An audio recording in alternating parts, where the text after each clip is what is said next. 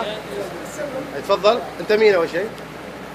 أنا طالب من لاعب مع جامعة طيبة. أوكي. لاعب أي لعبة؟ في رياضة منتخب السلة. أوكي.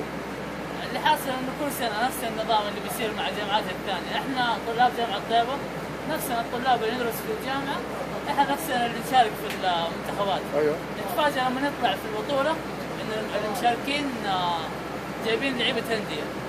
لعيبة أندية أعمارهم فوق 25 ومسجلين عساكر في النهاية هم يجوا يطلعوا عشان هم ياخذوا المراكز الأولى. زي أي جامعة يعني؟ زي جامعة الملك عبد العزيز. كل سنة بالذات في السباحة جامعة الملك عبد العزيز، أنا شاركت مع منتخب السباحة جامعة طيبة. جامعة الملك عبد العزيز من اليوم الأول فرقت بالمركز الأول ب100 نقطة. ما شاء الله. ما يتخرجوا الطلبة دول يعني؟ ما تخرجوا، ما أدري. كل سنة يجيبوا البطولات نفسها. يعني تلقاه مشارك في البطولة العسكرية، بطولة الجامعات، وتلقاه مشارك مع النادي يعني تاع كله يعني. يا ساتر يا ساتر. المنتخب السعودي انا ما ادري كيف يعني يلحق على الدراسه ولا يلحق على المنتخب ولا يلحق على يعني ما تدري كيف. حتى منتخب الجامعات دوري الجامعات في مصايب. يلا يعطيك العافية. عندك حاجة تقولها أنت؟ بيس.